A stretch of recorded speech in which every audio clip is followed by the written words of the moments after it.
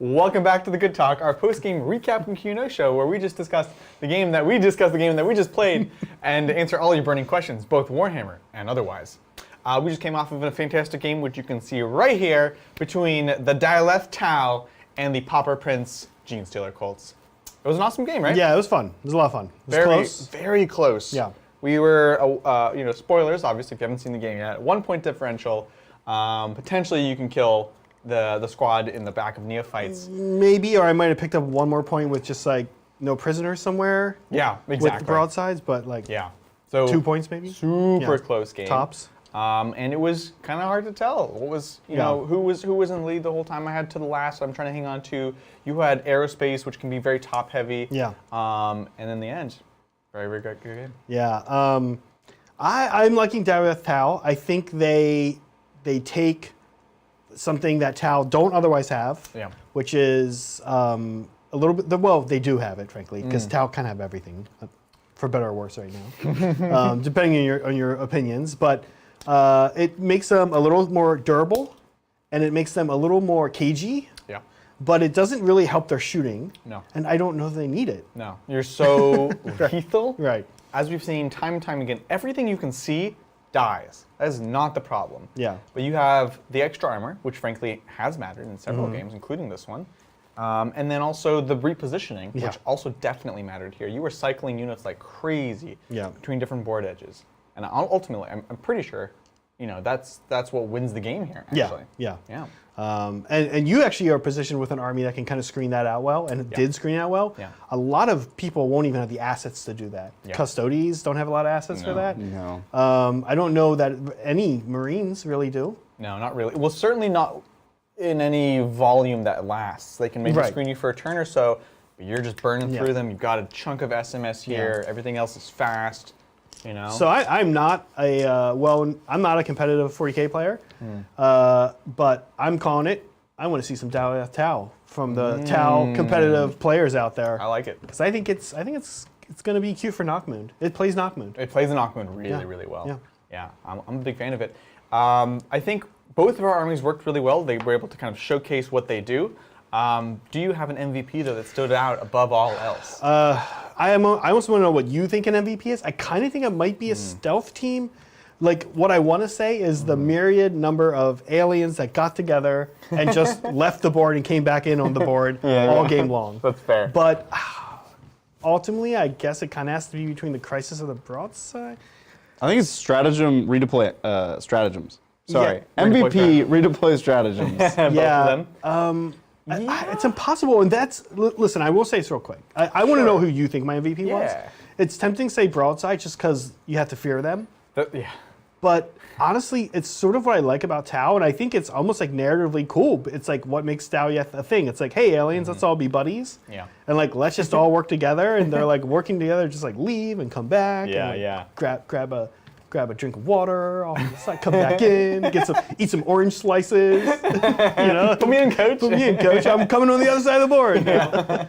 Normally it would take me 4 turns to move there, but now I'm just there the next turn. Well, mom in the minivan drove you over. There's a mom in the minivan driving all the aliens around. Kids, let's go.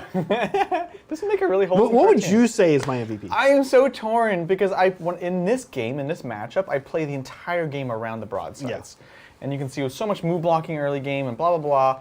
But I think one of the unsung heroes of this game is the Kroot. Because you're able to sort of fan out with them. You have the intervention here, which frankly did matter because they stopped me from screening and moving, pushing out the broadside. So, and they came on here. Like, frankly, in some way, I think they're the unsung heroes of this game. But the cool thing is, truthfully, actually, there's so many different parts. It's actually a good thing when you can't point out an MVP because you have all these parts that are working. Yeah. What was your MVP? Do you have? I know, right? Do you know? But honestly, this is sort of how both of these armies work. Yeah, exactly. Exactly. So, I guess I could say the Saws. They were like cute. They came in and did what they needed to do. They stopped you from automatically winning. Yeah, they made the game interesting. Yes. In some ways, the Patriarch, I kind of play around them, but also I really want to kill them. Right. And I don't know, like the big thing that, maybe the bikes? Maybe. Because they were a pain for you to kill. They kind of sat there for a turn. Yeah. Again, but that's the whole idea is like you can't really, It's not the Genestealer. The Pure Strain are amazing units, but funny enough, into Tau and into Custodes, they struggle for different reasons, but they can really struggle. And so it's like probably my best unit in the whole book is like not very good in those matchups. So the first turn one play, that was awesome. I loved it. Then the other guys came in, failed their charge, and just died. Guess I'll die. Guess I'll die. Like that was it. You know. Now look, for what it's worth, really interestingly, I will point out one thing you did that was awesome. Is I never got to shoot the big guns for my broadsides except for when they had something in point blank range of them. Right. And this last turn, had we played it out, they would have picked up those 2 dudes. There we go. That's like nothing. Yeah. There it is. You did play around them. Thank you. Yeah. I need to stop them. They can just be oppressive firepower. And I knew I had to, so I took the last. And it's in this kind of deployment where if you're just walking up the board, by the final turn, I couldn't stop you, right? Yeah. But if I hadn't been doing this, then it would even sooner, it's just like the whole board, you can reach wherever. So I'm like, I need to keep them back. I guess I have a question, which is this about to the last. Yeah. The neophytes, as you pointed out before we started the game, are a little bit of a liability for that. We don't know if I could have picked them up or not. Didn't matter. Probably not. Honestly. But what if the patriarch? What if you're not to the lasting? Can the patriarchs dive and bob in between the walls and get a little help from trucks to stay alive, so I can't SMS them, and then come into something like this? I don't know if they do enough when they go in. Yeah, I don't know. It's 6 attacks. They're only strength 5. They're re-rolling, but like they kind of bounce. So. And they're another unit that, like, on paper is so good. They do so much, 140 points. They fight. They are kind of tough to kill. They have psychic. But at the end of the day, it's hard to have them go toe-to-toe with a lot of different things. Do they wipe 3 broadsides? Probably not. Nope. Do they wipe 5 crisis suits? Probably not. And then they get blasted. Yeah. So at that point, it's best to just hang them back. I have amazing psychic powers. Yeah. I have the extra one, as I mentioned, for mental interrogation, but also works for the last. You got to play with them a little bit back there. Yeah, it's cool. I'm happy with them. I like GSC can build around all of the secondaries. Yeah. Like this army can play almost every, like not every, but many secondaries. I have like a plethora of things to choose from, and I love that about the new missions and the new GSC book. Yeah, I think these 2 armies both like play Knockmoon well. Exactly. Yeah. Well, that was the game. If you guys have any more questions, let us know. Otherwise, we're gonna dive on in to some super chats. Well, I have some questions. Thanks, Aaron. Hey guys, starting a Dark Angels army. Was curious about your thoughts on Gravis supporting Deathwing, aggressors, inceptors, and heavy intercessors. Also, what is the right amount of Terminator squads in the mix?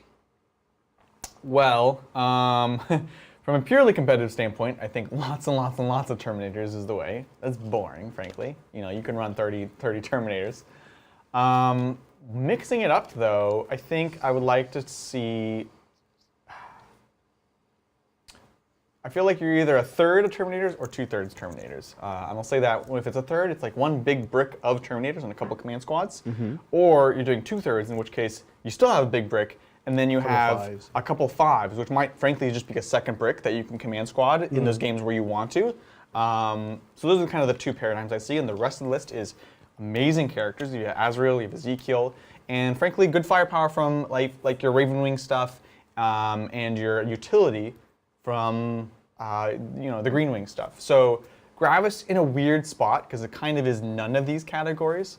So I don't see them as like an amazing choice. I think you could potentially Stubborn Defiance with some heavy intercessors into the right enemy if you know that they're not really going to be able to chuck a bunch back there. Because part of the problem with Stubborn Defiance in a lot of these lists is it's like, here's 400 points of Terminators that like sit on the back objective. Yep. At best, it's like here's 200 points of Terminators that sit on the back objective. So that could be interesting. I like Infiltrators for that same role.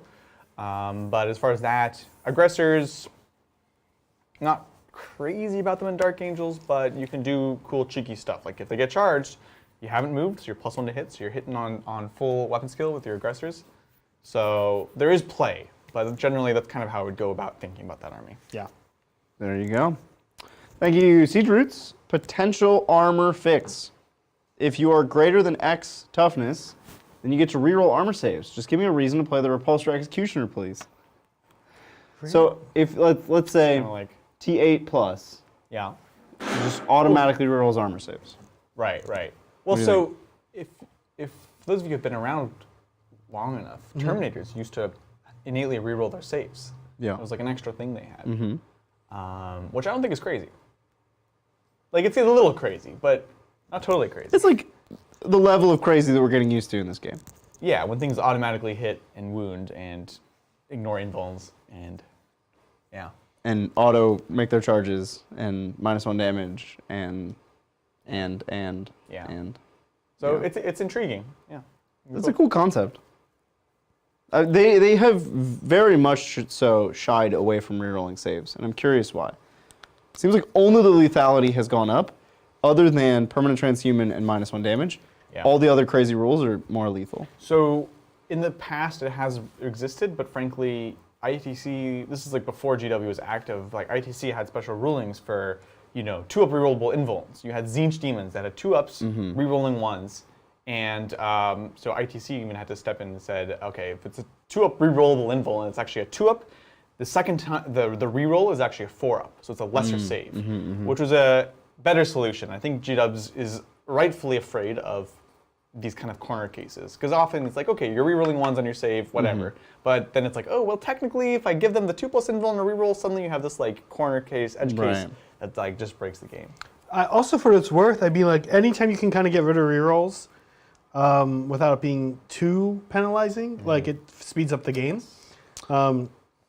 Even in Sigmar, as an example, the Daughters of Cain have like each turn they get something. Yeah. They switched reroll saves of 1, which is the last one they get, to they ignore the first AP. Yeah, that's cool. And there's some of that happening. I mean, there are other ways to make saves, like durable, yeah. Right? Yeah, I agree. Thank you, Evan. Hey there, Titans. Thanks for 2 great shows. I have a soft spot for Viorla ever since the first codices. If I were to continue this trend, what tactics or units would work for their sept tenants? Ooh, let's take a look in. This is maybe the one sept that I feel like nobody has really played around with around here. Yeah, we should. Viola! I think, competitively speaking, my instinct is that they're single-handedly the worst. Okay. Because I think they're just a weirder version of Farsight. So, sept tenants, start your first turn. Each unit from your army that's wholly within your deployment zone adds 2 to the move. That's That's terrible. That's not great. You can reroll advance rolls and charge rolls made for units with this tenant. Not bad. Reroll advance is interesting, especially with Manka. Yeah. But reroll charge it's okay, but it's not an army that really wants to do that too much. Would your Kroot benefit from that? No. Yeah. And Kroot don't benefit from it, right? That's right. That's really weird. The Warlord trait's not great. It's a 3+ command point refund on certain stratagems. And you already have 2 amazing. You already have ways to do that. The signature system, nope, not great. The strat is kind of cute. The strat, 2 CP, mortal wounds on 6s to wound up to 6 mortal wounds. If it was 1 CP, definitely worth building. Which is the going rate these days? 1 CP, 6 mortal wounds. Well, that's not even that, right? Because it's a wound roll. Not like the Sisters one. So like this would be fine. This is like Wrath of Mars, 1 CP.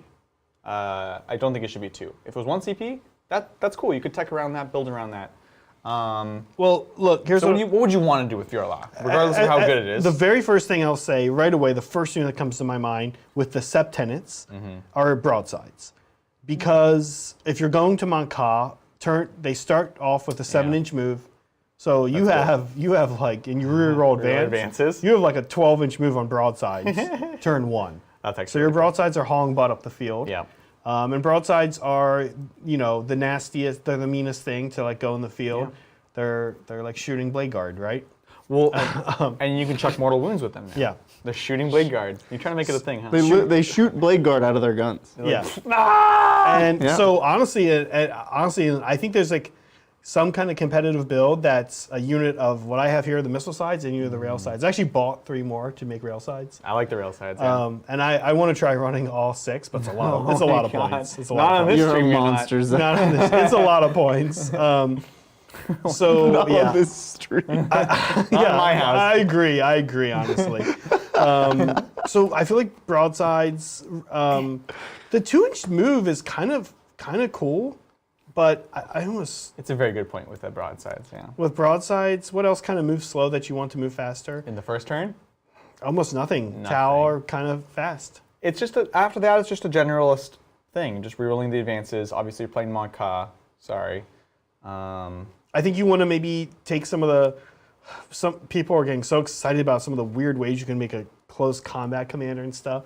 I just don't see it holding up. With we still haven't been able to really use it because like, you could do it, or you could just shoot them to death. Right, like, exactly. But it's cool. So, but I still think you probably want crisis suits because if anything is going to be charging, it's probably crisis suits. Look, they killed some bikes. Did I charge you? No, you charged me. Yeah. But like for what it's worth, kind of, right? Like if anything's going to charge just for movement, and like if I can charge into something, no, I do nothing to the melee. No, it does nothing to me in melee. Yeah. No, I now make you either fall back or hang out with me until I blast you the next turn. Get blasted. Then maybe, I don't know. Yeah. All right, well, that's Viorla. Yeah, suits. Sorry, dude. Shocker, suits. Suits. Always good, yeah. Thanks, Octavius. Just got into AOS. You guys are tempting me to get into 40K. Wanted to say thank you very much for the content and hobby streams. I just bought an airbrush and I'm keen to start painting. I wanted to show my appreciation for helping me get into this hobby. Oh, thank you. Thank you. Thanks, Pleasure. Octavius. That's so awesome. And when you do airbrush your first stuff, post it in our Discord, please. Yeah. Hobby Titans Talk or Hobby Progress, wherever. I'd love to see it. Yeah. We're lucky to have you. Thank you. Thank you. Thanks, Willow. Happy nearly weekend, Titans. I picked up a Mistweaver for a Shadowseer conversion recently. Got any Eldari Kitbash recommendations? Ooh. What's a Mistweaver? What is that? Mistweaver is... Is that from Isn't Deepkin? No? Now you make me doubt. I don't know. We're just going to pull it up for us. I got it. I thought it was the old Wood Elf guy. Maybe not. I'm on no, it. it's the horned guy. It's a named person, man. And the pshing? Yeah. Ooh, that's cool. Is that Deepkin? No, that's... No, it's neither, I think. It's... Cities? It's frequently bought with Nagash and Oricon the Diviner. No, it's from one of the... Okay. Okay. It's So a Necron. It's either available for use in the Necron army or a Legion of the Gosh. It doesn't exist anymore, by the way. Sinister figure hailing from the realm of shadow. Yeah. Very little else is known about her. So no, I don't think this is Does a this have Sigmar rules? model. It's not a Sigmar This model? is one of the side game models. And it's awesome. This model doesn't have rules. Oh, here we go. Elves. Elves. Yeah, It's just an elf. elf. That's what I'm saying. So probably a lot of elves can use this character. What? Okay. Well, That's not the point here, guys. Okay, anyway, yeah. It's not the We point. need to know, though. We need to know. What armies can I use this in? Zach wants to I want an know. army of all that model. What faction do I say I am? Okay, I think that. Doesn't matter what data with Grandma. I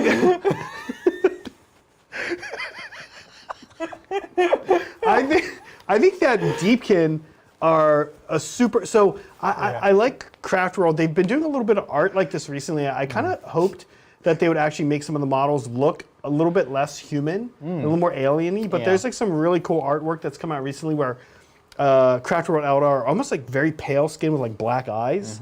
And I like that. Like lizards. What's that? Like lizards. A little bit.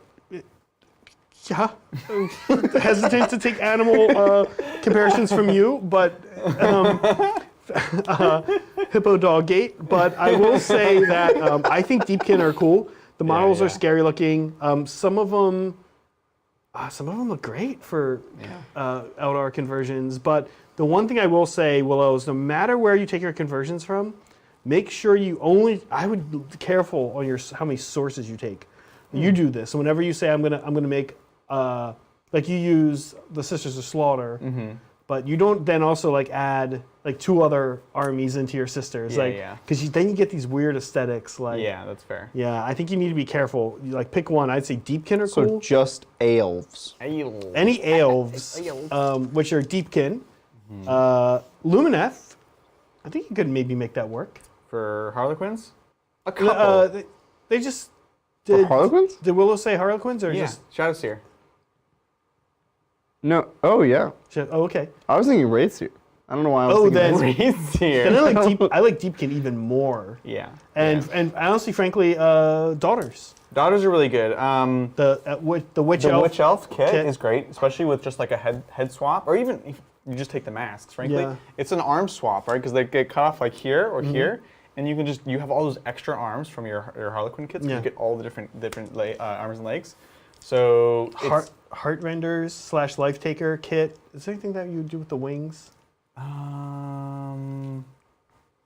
No, they don't Not have a really unit like that. They don't have any like weird. But you could just use the ones with wings, since Harlequin's just all butt, right? That like, could actually kind of be cool. you could use the Heart Vendors or Life Takers. That'd be sick. I would paint them all like almost like hologrammy, like weird kind of fairy wings almost. Yeah. That'd be super sick.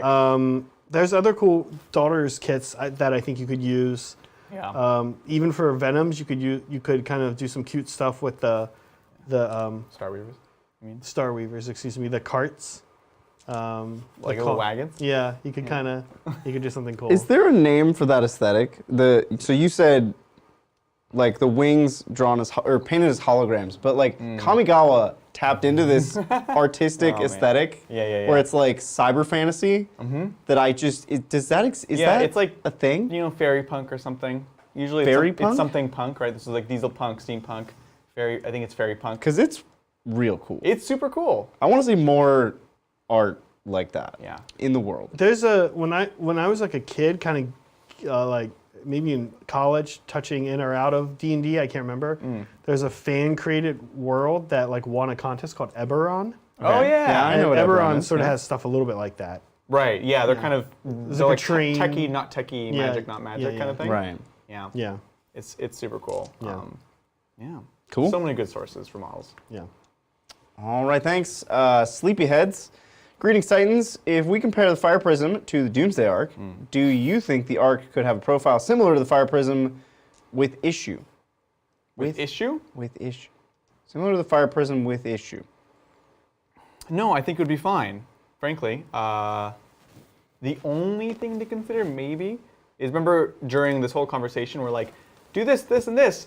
You know, unless they suddenly got a 5+ invuln, well, this guy would have a 5+ invuln in Transhuman. So they would have to be cautious with it. But having said that, I think, I think that would be fine. So maybe staying still to get some of that stuff. Because don't they have a staying still thing already? They do have a staying still. So that would help put a limiting factor. Keep the staying still thing on. Would you want a 2-shot profile on a Doomsday Arc? Well, look, it's a D6 shot. So for me, it's always 1. So it's already an improvement. I don't know. It seems like it's 3d3 is definitely better than d6 damage. Like 100%, not even close. Way better.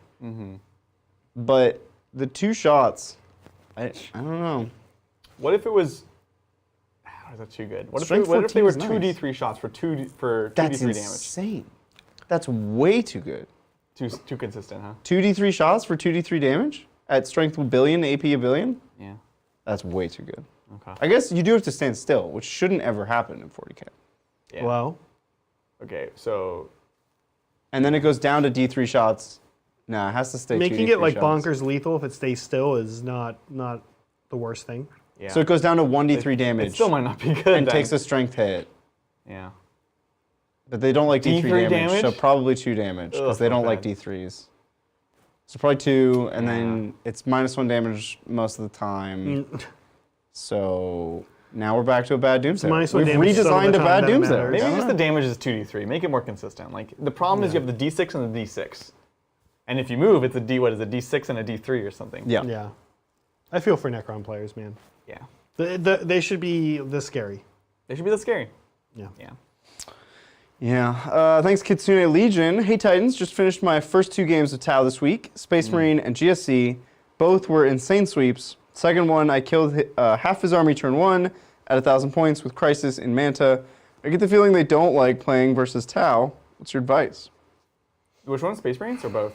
Both of them. Both. Kitsune was playing the Tau at 1,000 points and stomped people. Hey man, Tau is like not really super balanced at 2,000 points. Yeah. It's definitely not balanced at 1,000 points. Imagine if you had your brick or your bricks, which you could at 1,000 points, and I have, like, I'm scrambling just to keep you out at 2,000 points. I think it's much more imbalanced there for sure. Space Marines, you're done. So you just get roasted. But GSC frankly can't even get there's not the pacing that they have at 2K, and it's still a tough game. I will say this: if you're a Tau player and you're teching into like, how can I end this game in turn 1? Then yeah, nobody's gonna like playing you. Yeah. We had 2 good Tau games today, you and I. This one and the one we played earlier today. Yeah. Both were within a matter of points. You're a pro at Orcs. I mean, man, you're so good at Orcs. And I still came very close to being you. Yeah. But at least it was a close, good game. Yeah. This was also a close, good game. And I didn't tech into ruining your army in turn. No, this is like you made a cool list that shows lots of. That's one of the reasons you also, I think, you are doing Dialect, because you can see these other ways of playing Tau that's still very powerful. So powerful. And we also have. A little less feel bad, I hope. I think. I think so. A little less feel bad. Look, when you take your double, triple broadsides, then that won't be as much fun. No, oh no. I don't think I. I think the list would get worse that way, because I'd lose all these utility units. It's very possible. It would get worse, but feel bad, but feel worse. Right, because you would now have two things that you can't ever be in line of sight of. Yeah. And 2 volleys of SMS. Yeah.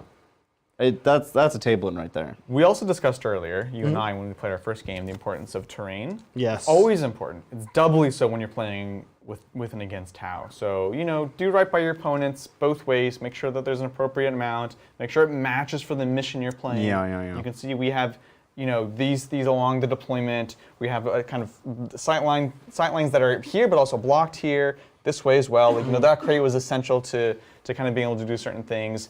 Enough, and this is another thing we discussed, there's some breachable here. A lot of the non-breachable stuff is not optional, but it's kind of on the sides, because that's another way that Tau just become even more oppressive if they can kind of just cut off all the lanes. So these are things to consider when balancing your games, frankly. Make it a good game, so that as soon as you guys start playing, you can go as hard as you want and try to just beat the other person up.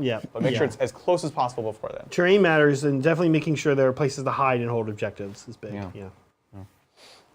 All right, thanks, Michael. Have a Friday so emboldening that you're more determined than Bridger resolving never to say a city name. That really put some nails in his coffin. That was so odd. That was so annoying. I love you, Bridger, but that was just so odd. I try really hard not to dox people. Yeah. Like, really hard. I see. I try. It's shitty. No one's gonna. I try to stop them from doxing themselves, because sometimes people don't understand what they're doing. Maybe it's a kid. We don't know. We don't know. But that person also wanted people to play 40K with, so. Yeah, well. You literally were, yeah. Join our Discord. You're Ask there. person. But you're not wrong about maybe it's a kid. That's a very good point. I just, in general, try to keep your info private on the internet. I was raised in the 90s, okay? We was beat into us. Yeah. Don't use your real name for anything ever. Mm-hmm. And you better start training for the X Games in the Goofy movie too. Goofy movie, don't use your real name. Solid 90s. Nailed it. Yeah. That's why they have cool gamer tags when they're skateboarding. It's because you can't use your real name, Zach. Yeah. All right. Thank you, Mr. Kehoe. Heyo. Need help with comp fire freebooters list. Okay. We have a bike boss Love with Killer Claw and Brutal. We have a trike with Ard is nails, some kind of Ard. Ard is nails, -1 to be wounded. And no obsec. Cool. We have 3x5 commandos, 3x5 storm boys. We have a Docker jet, a Waz bomb blaster jet, 2 scrap jets, 3 buggies, 1 kilometer blast, KM blast. Custom Mega Blast. Custom Mega Blaster. That Yep. one. Jeez. 3 bikes, 4 copters, 1 mech gun, 1 truck boys. No R&D. No R&D. Okay. That's what they said. So okay. They know. Hence the units of 5 Storm Boys, 5 Commandos. Looking for advice on it? Needs help. Needs help. Yeah, I don't know. I like it a lot. I have a question. If you're not R&Ding, why do you have 3 Commandos and 3 Storm Boys? You don't need that much. Trading on points, I assume? You can do, you could trade on points. Could you trade cheaper on points? No. No, these are like the cheapest units They're like in the the game. cheapest packages. Oh, because everything else comes in 10. Yeah. Yeah. One mech gun I haven't found use for less than 3 mech guns, frankly.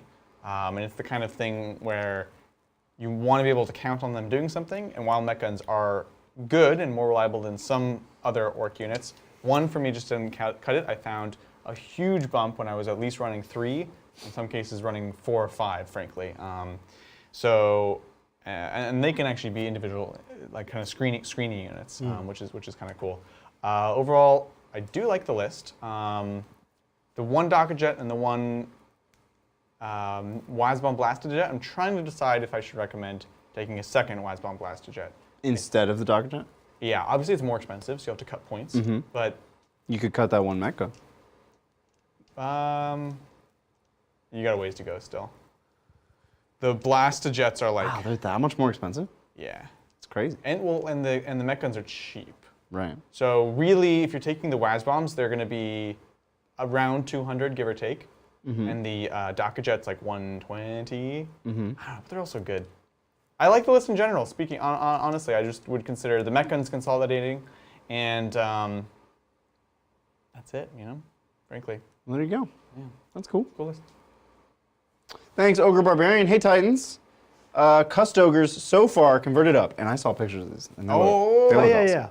So we have Trajan, a bike captain, 3 bikes, 3 shield guards, 6 spear guard, 2 Telemon, 2 Alaris. Still wanting to do some Sagittarum, but after that, what else should I consider converting? If you have Iron Guts as Sagittarum, that's so good. That's amazing. Oh, the guys with the big cannon. So good. What else could we do? We could take an Iron Blaster, which is their giant artillery piece that I'm now in love with again because it's broken in Total War. It could be a Caladius. A Caladius? It's the right size to be a Caladius. Yeah, yeah. The thing being pulled by like the Rhinox or whatever. Yeah. Yeah, the 2 Rhinox are pulling the giant cannon. That could be a Caladius. Yeah, that flies. It's you know, they're flying Rhinox. I don't know.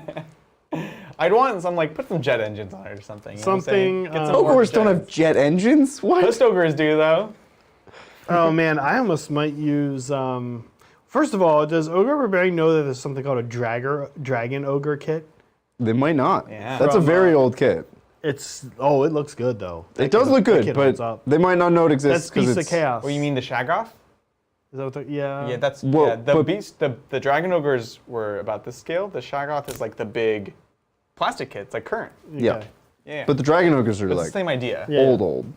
Yeah, they're old. They look good, though. They hold up. Are we talking about the same one? Maybe we might not be talking they're about like the OG ogre bodies on top of dragons. Here, I can show you... The dragon part looks not bad, but the top is like Shrek.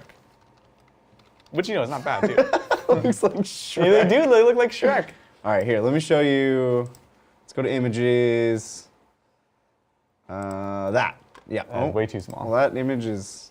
Oh, well, we're going to Warhammer Wiki. This is a productive use of our time. Why is my cursor from a video game? Because this is from the MMO. What is happening? They're using the MMO's cursor. If only you guys could see what's going on. If only you guys could see what's going on. But I think our faces tell the story. Any of these would work. Some of these are super cool. Yeah, so cool. That thing's cool, yeah. So yeah, Dragon Ogres are cool. What were you saying with them, though? Just, well, what I was thinking is for their vehicle, for vehicles, I think a Jabber Sith might fit almost. Oh, yeah. I know it's like chaosy, right? But Totally. it kind of like is a similar like gross Could be cool. vibe. And that one has wings. Yeah, and that has wings. Yeah. Scrap launcher. You can take a Noblar scrap launcher. I'm saying I don't like As these a ideas. Palace, maybe. I just want them to Fly. fly. If they fly, they fly. We've had a lot of questions lately about, not just from Ogre Barbarian, Cust Ogre Barbarian, but from other people. And I feel like I want the thing to look like it does the thing that it does. Right. So shooting, totally fine. But I feel like I want it to, you know. You can put it on a flying stand. If you put an Iron Blaster on a flying stand, is that... Did we go far enough? Get some little spouts. Could be pipes. Okay. Could be again orc kind of vents on the bottom that are like showing that's like a hovering platform. And maybe like model the Rhinox's legs up like they're reindeer pulling like Santa's that'd sleigh. be amazing. They're just like hanging down. Yeah. Oh my god. See? Yeah. So yeah. All right. There we go. Awesome. You can do the same with a scrap launcher. Noblar scrap launcher. Yeah, you're right. That's You're right. Oh yeah. god. Thanks, Siege Roots. Hey. Lore-appropriate Tau allied races go and do all the work for the Tau to take all the credit. Don't get me started on that one. Serious time, what weapon systems on impulsors for my VS? Very saucy. The Vanguard Spearhead. Remember? Yep. They're obsessed with the Vanguard Spearhead. We have these we used to have segments that carried on between shows, and now we have super chats that carry between shows. I like it. I like it. Weapon loadout on the Impulsor. Look, I'm gonna have to pull that out because honestly, we've just kind of run it as whatever. The cheapest. Yeah. The Shield Dome is pretty expensive now, and the Orbital Bing Bong also expensive. The Orbital Ding Dong? The Orbital Bing Bong? Bing Bong. Bing Bong. Much classier. Sorry, guys. Ping pong. Not for children. Oh my god. Oh my god. Oh my god. All Hey, right. don't hurt my best. I'm not gonna hurt your best bid. Aren't they metal anyways? Yeah, they're gonna hurt you. They're gonna hurt my codex Yeah. and my feelings. Okay, so Impulsor. Of course, this is gonna tell us the current points, but you can take the Iron Heavy Stubber, which is like 5 points. The two Storm Bolters can be replaced with the Frag Storm grenade launchers. Nah. No, yeah, don't do You that. just make it as cheap as possible. Well, gonna I die. think those are equivalent, but the Storm Bolters are just going to be better, more useful. Yeah. And you'll be in tactical for longer, probably. And then, yeah, Shield Dome, Comms Array, Missile Array, Iron Hail. I feel like it is probably the Shield Dome, like you were saying. You would pay for the Shield Dome? It's not that expensive. It's like 20 points. So hold on, let me check that. Because you've said this before, because I think there was a point where it was really expensive. Right. I don't know if it's really expensive anymore. So After this latest chapter proved, who knows? Maybe it could be free. maybe it's a discount. Could be It free. makes your Impulsor cheaper. Yeah. First time. You're losing points not getting Shield Dome. Right, yeah. Now this Sky Talon Array, it's kind of cute actually. 8 shots, strength 4 -1 for 1. Like, that's like a good profile right now, right? Yeah. Lots of shots. Exactly. 1 damage. Some AP. Some AP. You can give it a weird missile launcher, which I'm not super into. Anyways, let's take a look. Dedicated Transport, Impulsor, 110 points, woof. And the Shield Dome is 15 points. Okay. And everything else is 20 for that terrible missile array, 10 for the Sky Talon, which is the 8 shots. Which is actually the one you like best. It's between that and the Shield Dome for sure, yeah. But you could take none of these, right? And then it's You 110? could also take none, which is also a valid I option. think that's the best But a lot of option. people, if they're asking, they probably just want to take something cool on their transport. And then you right? could say it's not on it. I'd do the Shield Dome probably. That gun is. Invuln. That gun's kind of cute though. It's a cute gun, yeah. You get one of them, you don't get two. You get one. This is the array, I think. Yeah, yeah. Yeah, that's the array, so that's all. There we are. There you have it. Nailed it. Thanks, Mike. Can you fall back and boost with the new Orc Aquilus on Bike Captain? Heal. Heal. So dumb. Just doubles your move characteristic. And you go. So they never addressed that it's not technically in advance? You know, the FAQ came out, what, yesterday? And they didn't address Trajan's wording either, so I did tell them to address that. Guess they just don't listen to me sometimes. Maybe that's for the best. I don't know. It's probably for the best. Probably for the best. But yeah, Mike, no, yeah, you can double your move and fall back. It just doubles your move characteristic. So yeah. Thank you, Cobra. Hey. Adrian, there was a Drycha model dropped off at your place today. Forgot to tell you, so don't be afraid to open the box. What? I hope Mel enjoys it. Oh, thank you so much. That's a cool box. That's awesome. What You have a model? Drycha now. This is the it's the big tree man. Sylvaneth. Oh, fun. It's the Dryad lady. Oh, fun, with, fun. Oh, She's yeah. a super sick model. Mel, Oh, yes. Mel wanted to add her. Yes. Wait, is Drycha not the tree man? No. She's Drycha's like the coming. beetle lady? She's like coming out of a tree. She's the Dryad with the honeycomb. She's basically a Nemesis Dread Knight for AOS. You take that back. She's baller. But that's a compliment, She's right? super cool. She's like, That's really Not to cool. most people. oh, I like the Nemesis Dread Knight. Yeah, but you also like Alien Victor Wars. And there's like ATVs. bees coming out of the beehive? Yeah, so that's one of her attacks. She actually has the swarms. Dude, this model's awesome. And they actually got the recent revamp is actually super interesting, where you can like double the shots. So it's like 20 or 30 just like tiny shots, which makes it really good actually for Unleash Hell. So if you charge her, she's just like all the bees jump out. It's super cool. Yeah. This thing's cool. Thank you, Cobra. She's gonna be absolutely ecstatic for that. That's dope. Yeah, don't charge bees. In general, don't charge Don't beehives. charge bees. Yeah. Fun fact. Well, that's it. That was our last question for the night. Awesome. We had a fantastic time. Two great armies. We had a great game. As we mentioned, of course, Saturday, be there, be square, because we're gonna have hopefully the new book, the new Eldari book. John is gonna be playing them. I'll be facing them. Zach's gonna be talking about them as we produce the episode. It's gonna be awesome. Thank you everyone so much for hanging out with us. Yeah. We'll catch you next time on the tabletop. Bye.